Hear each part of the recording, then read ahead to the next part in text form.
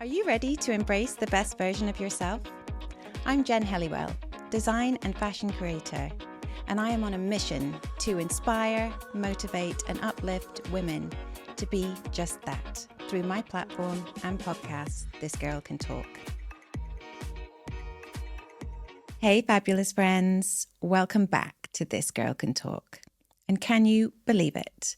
We've made it to episode 10, the grand finale of my very first season. It feels like it's flown by in a blur of laughter, lip gloss, and deep, soulful conversations. But truly, this has been such a rewarding ride. I've loved every second. And if you're wondering, no, this is not the end. Not even close. This is just a momentary pause because season 2 is already brewing. And trust me, it is going to be magic. But before we leap forward, I'm bringing you this solo episode because I believe in challenging myself. Solo episodes are my hardest. No guest to bounce off, just me, the mic, and my truth.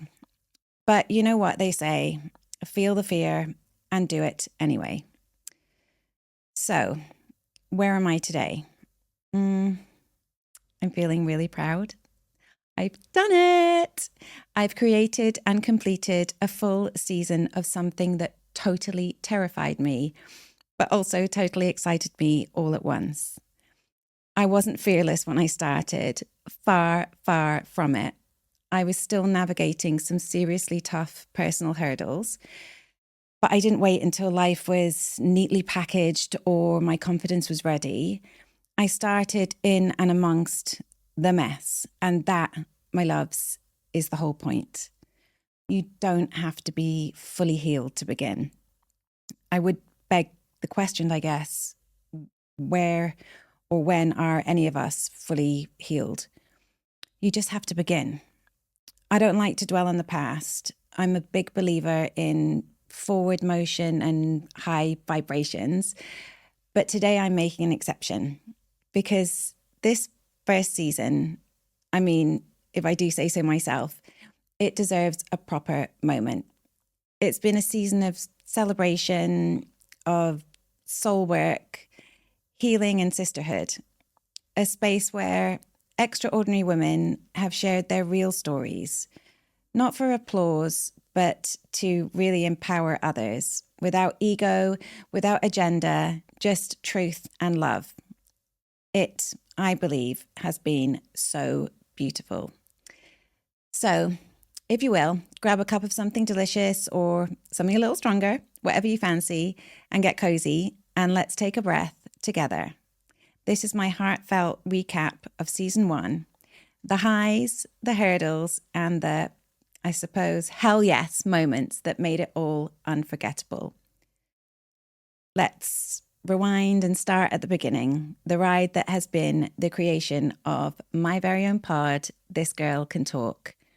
I have been laser focused on creating a guest list for this first season, made up of individuals who have had a profound impact on my healing journey, specifically over the last 2 to 3 years. Each and every single guest I have chosen or asked to come on the pod were handpicked by me, not for their titles or their highlight reels, but because of the light they've shone into my life when I needed it the most. Their presence in this season was more than just an interview. It was a celebration, a thank you, and a tribute. They will always hold a very special place in my heart and on the pod. However, let me be very, very clear here. They are not the only incredible humans who've helped shape my journey. There are so many others in my life who've helped hold me up, held space for me, and helped me find my way back to myself, or to the myself that I am today. Too many for one season, or maybe even 10. But if you're listening and you're not one of those people, I hope you know You are seen by me. You are loved by me, and your impact runs deep. Some of you will be joining me in the future episodes. And for some, the timing or my and our story may never allow for that for various reasons, but your importance is woven into the fabric of this podcast always. Time is funny, right? There's that cliche that I have grown to adore, that everything happens for a reason. That is really hard to hear when you're in the thick of something that can at times feel really unbearable. But I've lived through some rather tough days when I wasn't sure I'd make it through.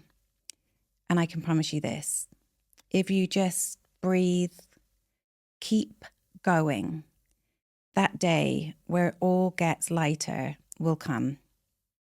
You may not even notice it at first, but suddenly you'll be on the other side with a whole newfound acceptance and gratitude to be able to help someone else through their darkest. And that is where, for me, the beauty lies, in the beast of the journey. I'll never forget some of the advice that's carried me through these few years. Jen, the truth will always out. There is nothing to fear but fear itself, Jen. And another one, remember who you are and just keep being you no matter what. What I have learned, and the golden lesson I will carry with me, is this. Know your why, know who you are, trust it, live by it, do those things, and in my experience, you won't just be okay. You'll be more than okay. You will be brilliant. So, have I grown through this podcasting experience? My goodness, yes. Beyond words. These conversations weren't just cathartic, they were transformational. I've learned so much about others, but also about myself. Each week I refined my skills, interviewing, researching, preparing, and found new strengths in places that I didn't know existed. What surprised you the most? Probably that I've grown to do almost everything for this podcast myself. I reach out to each guest, which, yes, still gives me the major nerves. I always wonder why they'd say yes to be on the podcast, on my podcast. I research, write all my own prompts, and send over tailored questions for approvals.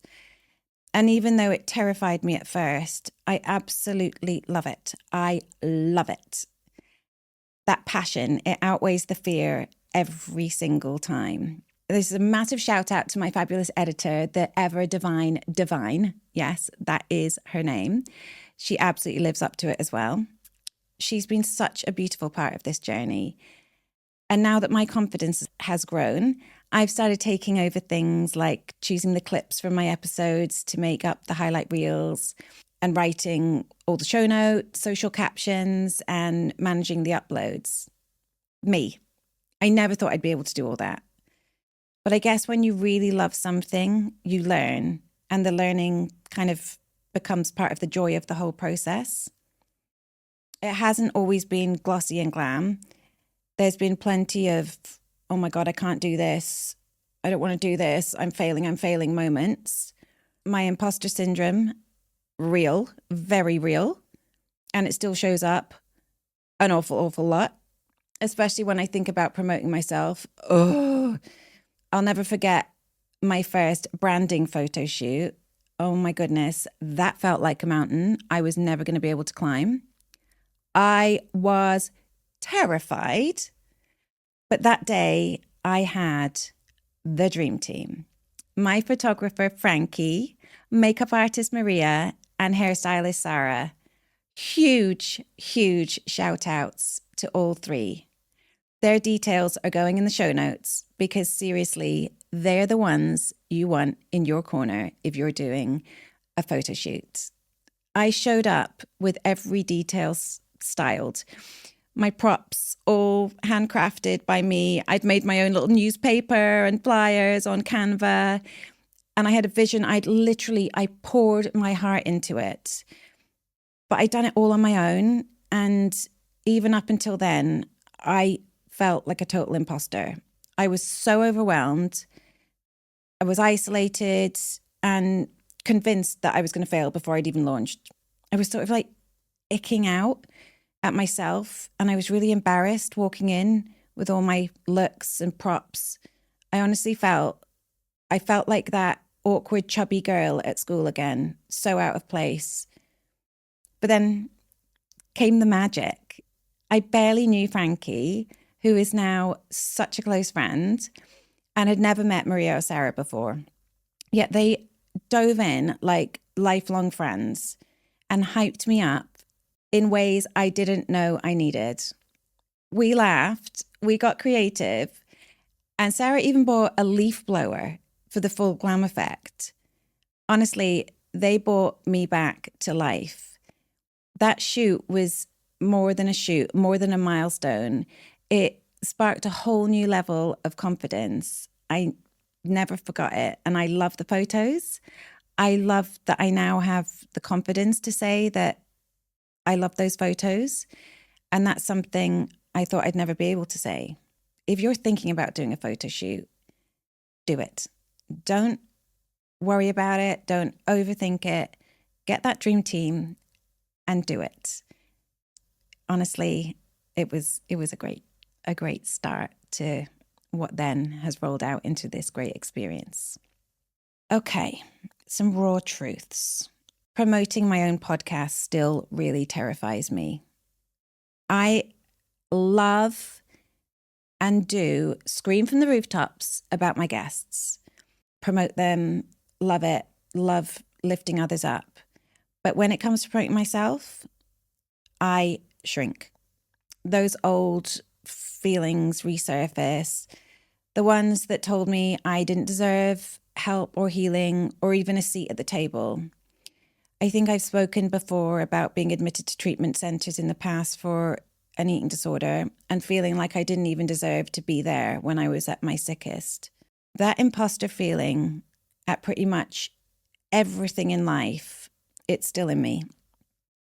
But now I'm at a place, thank goodness, that I can name it. I can work on it. And even though there's still a lot of work to do, I kind of like that, because I'd rather have room to grow than live under the illusion of perfection, which, let's be honest, it's not really the goal here anyway.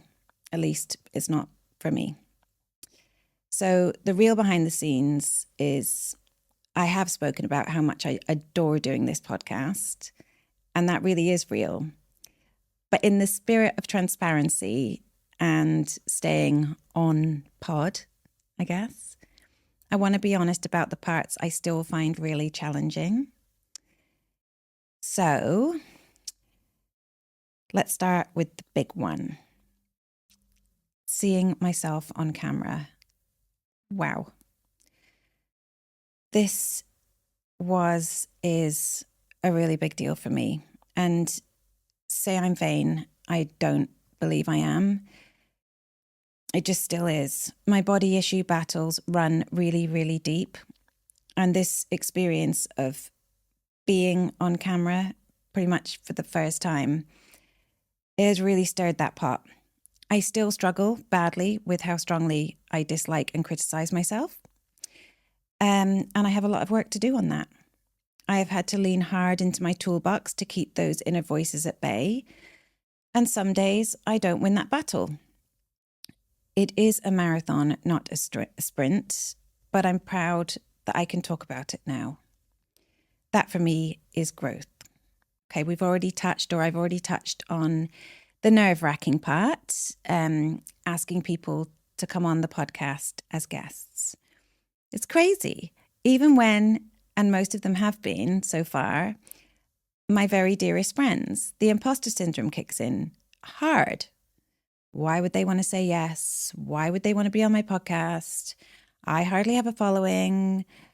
It's not going to be successful. It'll damage their brand, blah, blah, blah. blah, blah. But you know what? Pretty much most of the people I've asked have said yes. They have. And it's been magical every time. I have to keep practicing what I preach and remembering that rejection is also protection, right? If someone doesn't want to be on the pod, then that is so okay. Rejection is also not going to kill me. It's going to definitely make me stronger. There is going to come the day. There has come a day when a guest I've asked has said no. But it wasn't an all-out no. It was I'm so grateful you've asked me. I'm really busy right now. Please do ask me in a couple of months' time. Did that upset me? No, I was flattered that she said she wanted to come on in a few months' time. It's so okay. And I don't always want to do all the things I'm asked to do. So yeah, I kind of feel great that that's an area of growth too. Something that I was so worried and scared about, it wasn't that bad. The next thing that's still hard, oh God, yeah. Also touched on this one, promoting myself. Definitely still not there yet. I'm so fine with posting the reels about the podcast episodes. I really like that part on a Monday. And the episode drop announcements, love it. Love finding like the music to go alongside it. Love messaging my guests. It's coming out. And love seeing who's sent me messages about it, how it's helped them. Love all of that. But talking to the camera, sharing real behind the scenes moments or showing me, that still gives me the total fear. I second guess it all the time. I'm told all the time, you've got to do it, you've got to do it, you've got to do it. What would I say? Who cares to listen? What would they say about me? But I know it's a hurdle I eventually have to cross in my own time, in my own way, in a way that feels on brand for me. I'm a firm believer in slow and steady. The turtle wins the race, right? And I never want to rush and lose the magic, the absolute joy I feel when I'm doing this work. The moment this platform stops feeling genuine, I am out.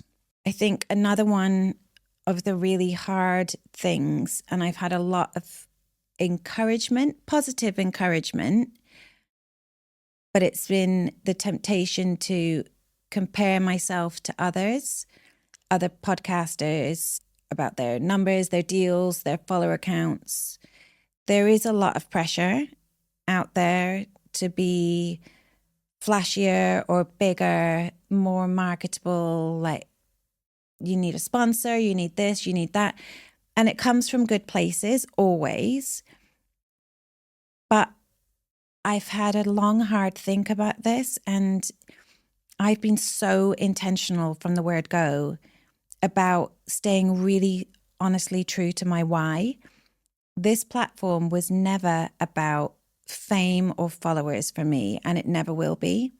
This platform, This Girl Can Talk, my personal brand, it was born from a place of pain, resilience, and a really positive need to give back, to share my experience, my strength, and my positive hope and love.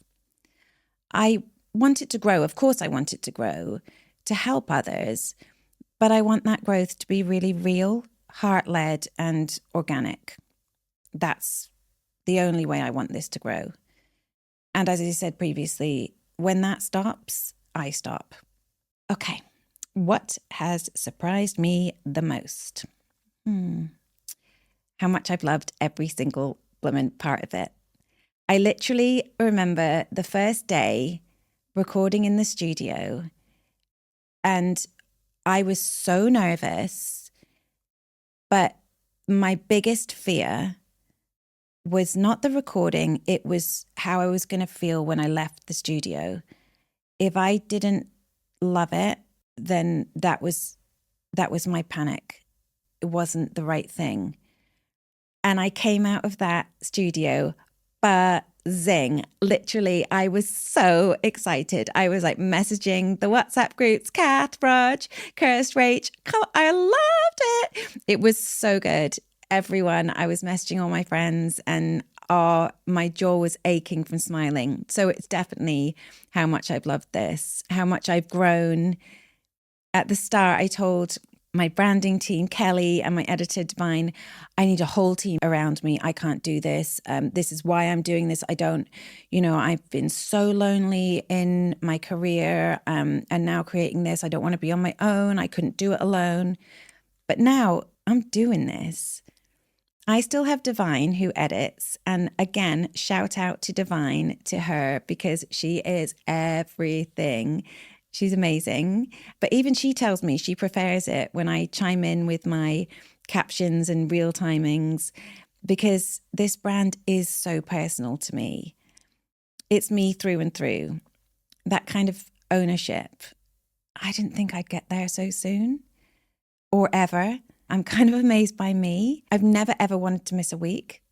The biggest challenge, I think, is getting studio time. So shout out to Podster in Dubai. They're booked and busy for a reason. I had to skip a few weeks, one while I was in London taking care of something. And I felt genuinely sad about that. But even that felt like a blessing in disguise, because it just reiterated to me and showed me just how much I care about this space that I've built. It's what I needed for me, and I truly hope it's been what someone else out there needs too. That was what my hope was at the beginning. And I already know it has, as I've had so much lovely feedback and messages from some listeners to tell me it is that. It is the best part of all of this. That is my why. So, what have I loved most? Well, there were so many beautiful moments across the episodes. The ones that kind of made us laugh, cry, pause, reflect. I couldn't possibly pick a favorite. No, there wasn't a favorite. And when Divine and I were talking about this, we were like, no, we have to do this. We have to do this. So as a little love letter, I suppose, or a little love film of this season to all of you, my lovely listeners, Divine and I have put together a special gift, a montage of the voices, the truths, and the heartbeats that made season 1 so rich. We hope you will enjoy this as much as we did putting it together. So here you go. I wish to be the positive voice I needed during my darkest moments, to offer an authentic, honest, and warm hug to those who need it the most. Success for me now, there's so many different things, right? Like success for me is people, always people, which is weird because I'm an introvert. So I guess on a one-to-one level, I love being around people and helping them. There's a fine line between sharing everything in real time and taking a minute and going, okay, what have I learned from this situation? How have I grown? And what do I want to teach people through it? You've kind of got to walk the talk, don't you? And if you're telling other people to step outside their comfort zone and do the thing, you have to be that yourself. I want to be this person. I feel like I should be this person. I've been told I should be this person. That's not what your values are. It's a process. It's a process of coming home to yourself. Recovery is so worth fighting for. On the other side, you emerge stronger, braver, and more in tune with yourself. But I've got to get up, I've got to serve, this is why I'm here. Washing my hair, putting on clothes, putting on a great pair of shoes, as hard as it is, really helped me get through that. True empowerment that comes from within is nothing that you chase. It's already within you, and you just need to rediscover, to remember. No matter what comes my way, no matter how scared or alone I feel, I know that I've got my own back now. I can survive on my own if I need to. And that's the real gift I've gotten from everything I've been through. I am back. Better, braver, stronger than ever before. I'm proud of the woman I've become. So now, what is next? It's now time for a short break. But don't worry, I'm not going far. I'll be using this time to get recording more episodes with phenomenal guests to create season 2. It's going to stay on the same joyful, soul-led track, celebrating lives, navigating change, and always staying rooted in positivity. Expect topics that'll help you grow, heal, and shine. And yes, I'll be opening up a little more about my personal experiences too, with a few iconic guests to help me unpack the deeper stuff. Spoiler alert, my incredible therapist will be joining me for one of my most revealing and powerful episodes yet. We're also welcoming some amazing UK-based names and possibly, maybe, just maybe, I might let some men on the pod. I know, shock, horror. It's going to be deep, juicy, fabulous, and so worth the wait. So if you're able to stick with me during the recording break, I'll be forever grateful. I'll try in return to get brave and post more often on socials. Supposedly the algorithm is calling. But more than anything, I just want to keep this message alive. If I can do this and get to where I am now, still growing, still healing, then my goodness, you absolutely can too. Girls, boys, women, men, everyone, this is your reminder.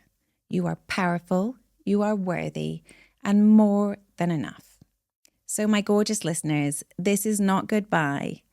This is a soft pause, a deep inhale, and a promise. Something so beautiful is brewing for season 2. If this season was about healing through sisterhood, the next one is going to crack us open in a whole new way. I am beyond grateful for every one of you who's coming along for the ride. If this season has helped you feel seen, heard, or just reminded you of your own superpower, tell me, DM me, share it with your friends. Let's keep this platform growing together. Until next time, be kind to yourself. Stay curious.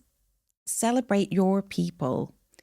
And always, always, always remember, the path to healing is never linear, if only it was. But you're never walking that path alone. And, as always, get up, get dressed, grab your lip gloss, and stay fabulous with me. See you soon.